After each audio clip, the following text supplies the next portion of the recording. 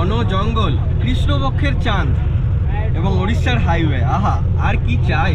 আমাদের সরলা চলে আঁকে বাঁকে উড়িষ্যার হাইওয়েতে আর যেন কত রহস্য লুকিয়ে থাকে। বাথরুম রিভিউতে এখানে কোনো বাথরুম নেই, এটাই হচ্ছে নেচার্স কলে in the lap of nature.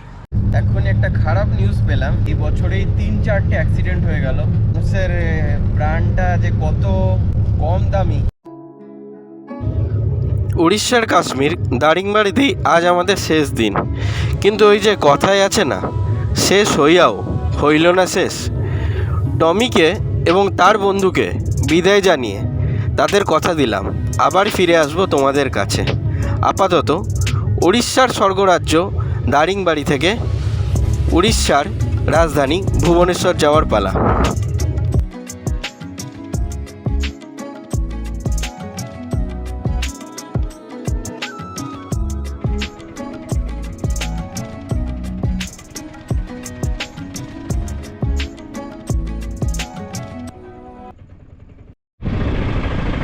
আজ লক্ষ্মী পুজোর পরের দিন, শুক্লপক্ষ শেষ হয়ে কৃষ্ণপক্ষে পড়লো। আজ আমরা চলেছি দারিংবাড়ি থেকে ভুবনেশ্বরে। আমি এখন যে জায়গাটায় আছি সেটা হচ্ছে দারিংবাড়ি বাস স্ট্যান্ড। তোমরা বিশ্বাস করবে না, এখানে মাত্র একটা স্ট্রিট হেডলাইট আছে এবং ছোটোখাটো দু একটা চায়ের দোকান, মুদির দোকান এবং স্ন্যাক্সের দোকান আছে। আমাদের বাস আসার কথা 7:35 এবং বাসের ডিপারচার হওয়ার কথা 7:50।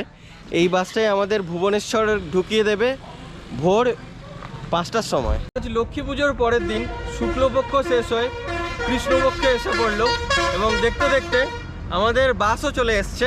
আমরা এখন আছি শুনশান দারিংবাড়ি বাস স্ট্যান্ডে। দারিংবাড়ি জায়গাটা সুন্দর হলেও জার্নির শুরুটা অতটাও হলো না। বাসের কন্ডাক্টর এবং ম্যানেজারের ভুলের কারণে আমাদের সিট দিয়ে দেওয়া হয়েছিল অন্য লোককে।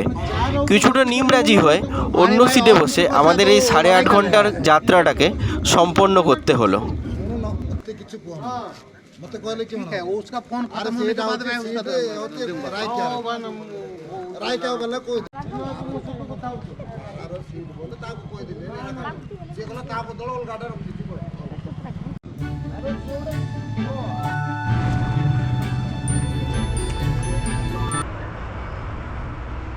বাস তার নির্দিষ্ট সময় থেকে 10 মিনিট লেটে ছেড়েছে। একটা মিসআন্ডারস্ট্যান্ডিং হয়ে গেছে এই বাসের কন্ডাক্টরের সাথে ওই বাসের ম্যানেজারের, তাই আমাদের সিট যেটা অ্যালোটেড ছিল সেটা হেরফের হয়ে গেছে।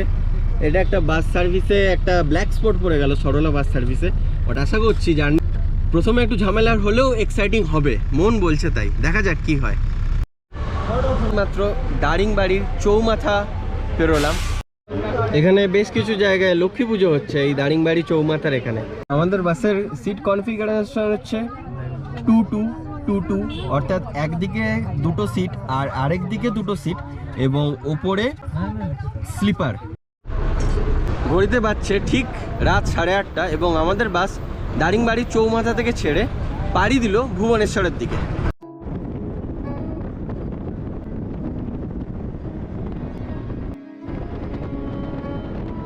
ঘন জঙ্গল, কৃষ্ণপক্ষের চাঁদ এবং উড়িষ্যার হাইওয়ে। আহা, আর কি চাই। আমাদের ছোট নদী চলে আঁকে বাঁকে, বৈশাখ মাসে তার হাঁটু জল থাকে। আমাদের সরলা চলে আঁকে বাঁকে উড়িষ্যার হাইওয়েতে আর যেন কত রহস্য লুকিয়ে থাকে। ওই দূরে চাঁদের আলোয় পাহাড়গুলো দেখা যাচ্ছে, কি অপূর্ব যে লাগছে দেখতে, সে আর মুখের ভাষায় বোঝানো যাবে না বলে।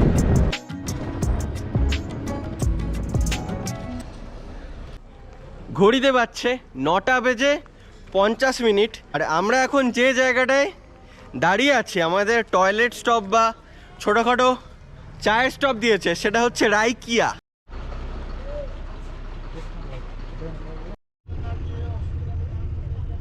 আচ্ছা, বলে রাখা ভালো, এখনো আমাদের এয়ারটেলের নেটওয়ার্ক আসেনি।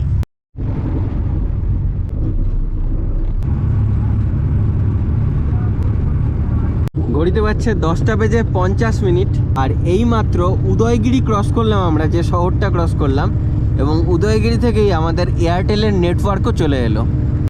ভুবনেশ্বর এখান থেকে আরো 200 কিলোমিটার।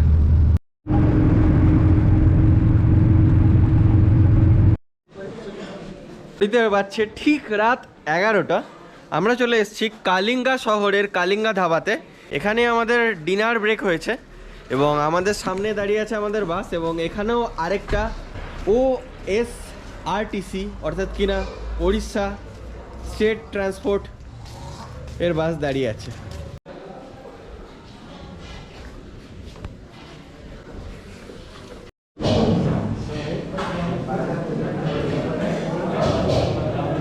চলে এলাম আমাদের সবার প্রিয় বাথরুম রিভিউতে। এখানে কোনো বাথরুম নেই, শুধু ফাঁকা মাঠ, ন্যাশনাল বা স্টেট হাইওয়ে। এটাই হচ্ছে নেচার্স কলে in the lap of nature. Kalinga জায়গাটাতে বেশ ঠান্ডা ঠান্ডা পড়েছে, এবং আজকে 29শে অক্টোবর ইন্ডিয়ার সাথে ইংল্যান্ডের ম্যাচ ছিল। ইন্ডিয়া সেই ম্যাচটা জিতে গেছে, আর আমাদের জার্নিটাও ইন্ডিয়ার রানের মতনই সুন্দর হচ্ছে আপাতত। কলিঙ্গ ছাড়িয়ে আমরা এগিয়ে চললাম নয়াগড় জেলার নয়াগড় শহরের দিকে।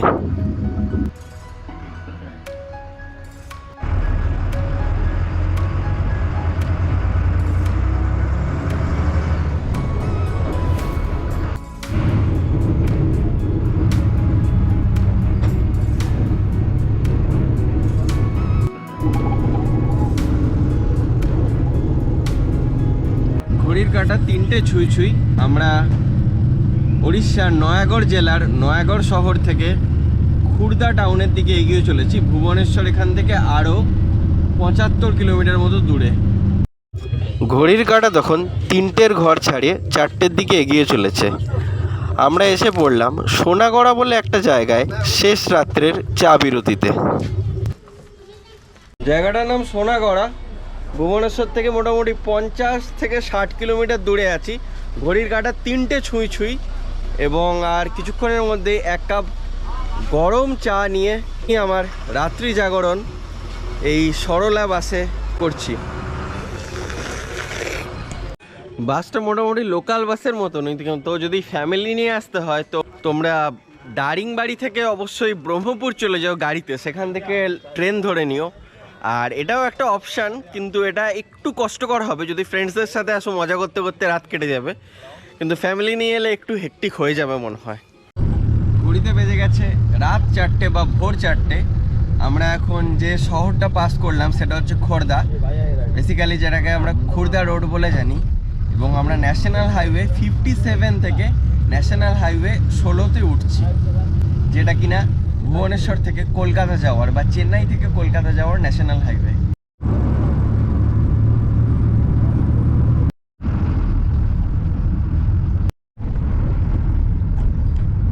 পুরী এখান থেকে 57 অর্থাৎ কিনা 57 কিলোমিটার, আর ভুবনেশ্বর 20 কিলোমিটার।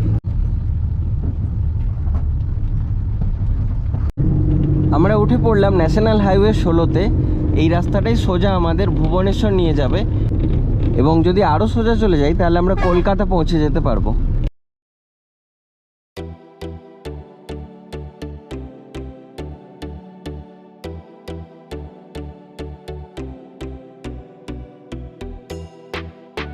চারটে 33, একটু আগেই উদয়গিরি খণ্ডগিরি পেরিয়ে গেল আমাদের বাস। আর 10 মিনিট অর্থাৎ কিনা নির্ধারিত সময়ের থেকে 15 মিনিট পূর্বেই আমাদের ভুবনেশ্বরের বারামুন্ডা বাস স্ট্যান্ডে পৌঁছে দেবে।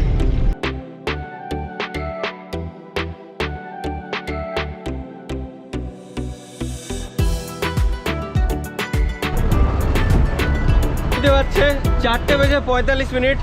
আমরা চলে